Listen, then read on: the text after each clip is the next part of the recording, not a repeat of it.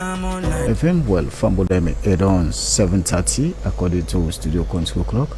We go now in studio 2 and be calm. Current affairs program. Good morning, Salon. Stay tuned. Another edition of the program Good Morning Salon, where they come to you from the Society for Radio Democracy 98.1 FM. Today na Tuesday, August 27, 2024. We where they bring the program come to you this Tuesday morning. Me na Saptiu Kalon. And Musa Kamara na my name. Good morning.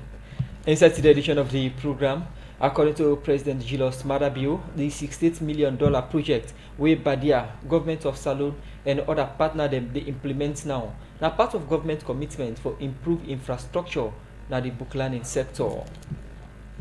The Vice Chairperson for the Human Rights Commission of Salon, Victor Lansana, say the commission don't ask the security sector for pay compensation to people them where them being violated the human rights from 2015 to 2021. And today, inside the program, Radio Democracy will discuss the underground political activity na the SLPP for 2028 flag bearership and the impact we go get on governance. Well, this plus other story update for inside this edition of the program, Good Morning Salon, and also we go talk to the head of Media na Salon Police, when Assistant Commissioner of Police, Brema Kamara, we go hangi update about the alleged murder of Sia Kamara. Member say the program na Good Morning Salon, and also they get we live on www.radiodemocracy.sl, and a Leo Rock Metal Group, the sponsor Radio Democracy. And also from we partner radio station them, you get we live from Radio Shalom 89.5 Nakoena Dugu and Falaba District, on Radio Malen 88.5, Radio 1G 101.3 na Pojon District, Radio Colente 90.0 na Cambia, Radio Moa 105.5 na Kailaung, Vopad Radio na Watalo, Voice of Sando na Kono District, Voice of Karine na Kamakwe on 98.0, Voice of Maso na Pujon District, and also you get we live from Jangre Radio on 99.3 FM na Loa Wabon District. The program na Good Morning Salon, it can be part of them by way I go send you a message or comment to the number 077 981 981.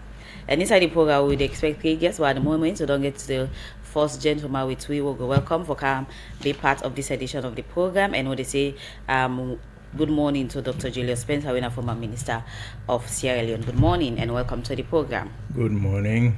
Continue for the ritual so they come back to you. Inside the program Good Morning Salon, we start for a look at issues. We go inside last week, Radio Democracy being do one report about Sabco fishing company. We said some workmen them now this company raise concern about the challenge within the gates that the company. This make workmen them now the Ministry of Employment, Labour and Social Security go worker now the Sabco fishing company for fair notes. The team them with workmen them talk about.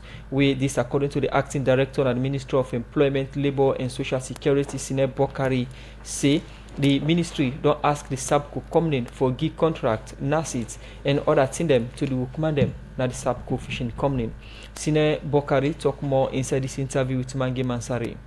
As per mandate, of course, the ministry charged with the responsibility for regularize the employment landscape in this country, and we just come out now one shipping company, we're a Sabco fishing company, and waiting from the visit now the fact that we will get some information with respect to the worker and cry, as to the in terms of the conditions of service and so many other things.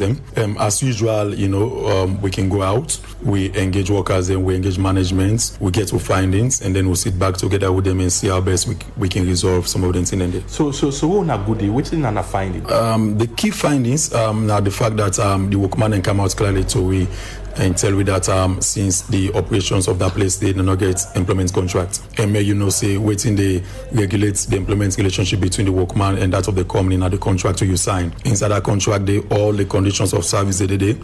Inside that contract they define the salary and so many other things in tandem with the law as well. Of course, the Employment Act make clear on some of the provisions and way for the in some of the contract then they. Okay, so how important this employment contract? Yeah, it's very much important. I mean, as I say, you won't forget a reference point here when you take it on work. You won't forget a reference point, meaning you won't forget a document where they speak to that relationship there. You won't forget a document where they tell you some of your responsibility. You won't forget a document where they spell out your rights as well. So that makes the employment contract very much important because it regulates the employment relationship between the employer and the employee. So quite apart from the employment contract, which other concerns or issues relating to transport and other things and where the workman in the face. So cost of living are something we would watch, and also we take note of them for encourage management for see how they go do what they go do for make sure say they improve the workman in salary them.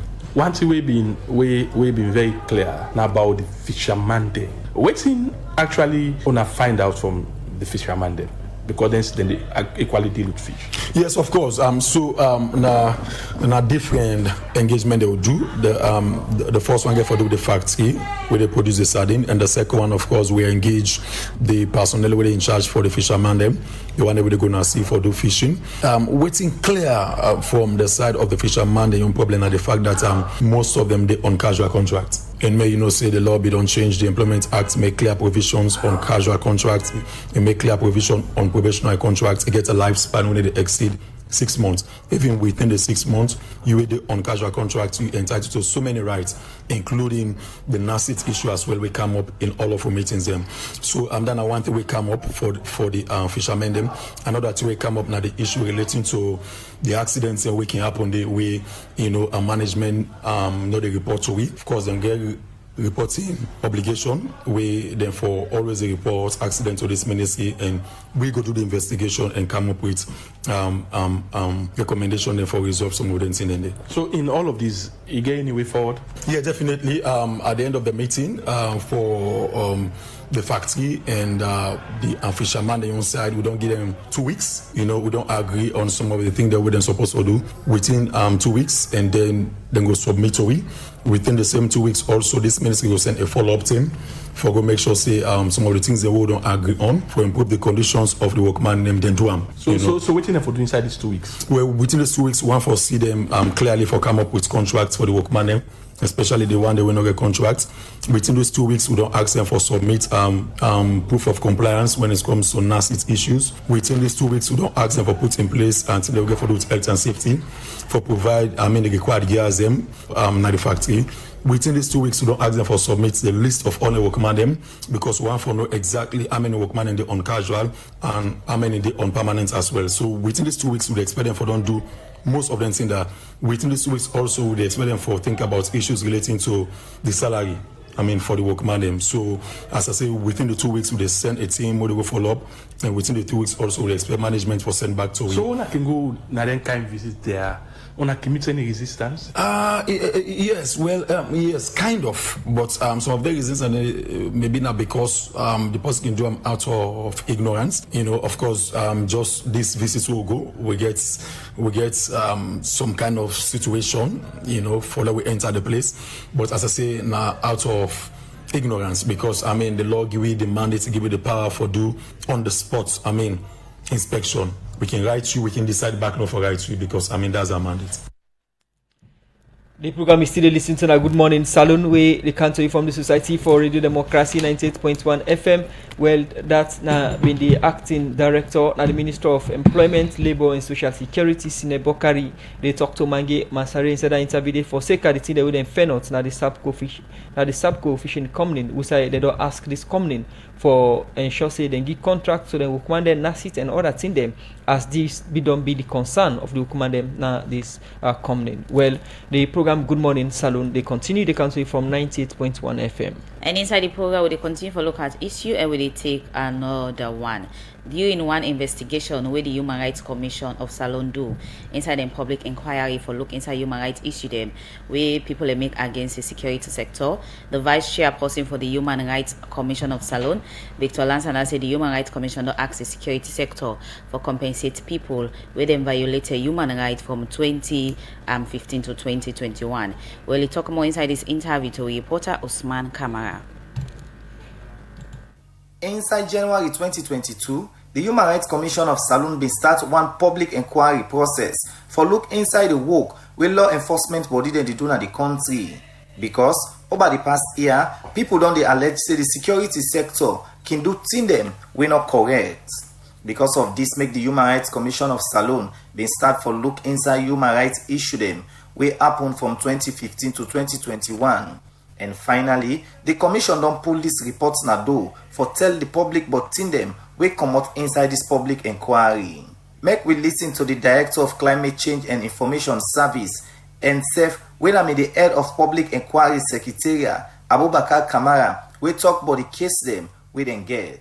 About 14 statement takers were trained, sent to field to collect data from alleged victims, witnesses, and persons of interest. So a total of 178 complainants across the country came out to make statements, of which a total of 120 statements were taken. We cannot take all the statements. Some of them are not admissible, but we can take those who are admissible. And some of these complaints were sometimes group or community-based. So if their story are all the same, we also representative, and then we take a statement. So out of the 178 complainants, 133 complaints were admissible. So that was for the first phase. And then we prepare now for the inquiry proper, where we have hearing sittings in the region as well as the western area, which was phase 2 of this exercise. Inside his statement, the Vice Chairperson for the Human Rights Commission of Salone, Victor Lansana, been start for talk about the power where they act give them for all public inquiry we get for do with human rights issue them in the country. Section 8 of the Act is very clear on the powers of the Commission. And it states that when the Commission sits in order to investigate human rights issues, it has the powers like the High Court, which means that it says, the law says, it can subpoena individuals of interest, it can call for examination of documents, it can call for documents to be presented for examination of such documents, and then when the report is there, it says it has the power to make sure that an individual or institution against whom an adverse finding has been made does not cooperate or does not act, will refer the matter to the High Court on an issue of contempt. In other words, you have disregarded the orders of the High Court. From the power where the act give them, Victor Lansana, when a Vice Chairperson for the Human Rights Commission of Salone, been talk about with the phenotypes. Habat Soka versus Sierra Leone SLP personnel. The case summary reads, so the complainant alleged that her 13-year-old school-going daughter, Asanatu Abib Kamara, was injured in the eye by a tear gas canister fired by the SLP, which rendered her right eye visually impaired. The incident, she reported, occurred during a riotous situation in Kenema on the 20th June 2019. So this lady, this child, who actually, she came to the court. We saw her eyes. She is deformed, cannot actually, and see. She could not continue her schooling. And then we have Mami Pukumu versus Sierra Leone Police and ASLAF. The complainant alleged that sometime in 2018, on initiation day of the Male Secret Society in Pujang, military officers broke into her house, accusing her of supporting a member of parliament in the name of Honorable Shaka Samai, an independent member of parliament then, and that they beat her up, kicked her with their boots until she started oozing out blood. She said that at the time of this incident, she was pregnant. After different issues them inside this report, the commission they asked the Salone police and the military for paying Kopoya. In total, the compensation that the commission has asked for, when it put all of the cases together, having reviewed all of the pieces of evidence that came before the different panels, has adopted a compensation against the Sierra Leone police to be paid to the Human Rights Commission for onward transmission to the victims, the sum of 305,100,000 yuns, that is in old yuns, expressed in old yuns. For the ASLAF, it is a total sum of 170 million yuns that should be paid in compensation in relation to all of the cases that the commission or the panels found them in human rights violation.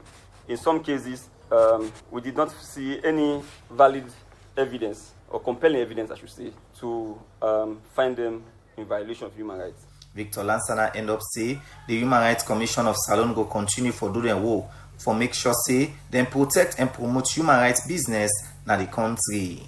For the Society for Radio Democracy, Mina Usman Kamara, the report. The program, Good Morning Salone, they continue, and as we tell on today, we look at different issues them. And at this moment, I want to welcome the head of media and Salon Police, Assistant Commissioner of Police, Brahima Kamara. Good morning and welcome to the program. Thank you. Okay, so you therefore give you update, specifically on the alleged murder of Sia Kamara. But before you start that, take with you on a recent update, especially on the transition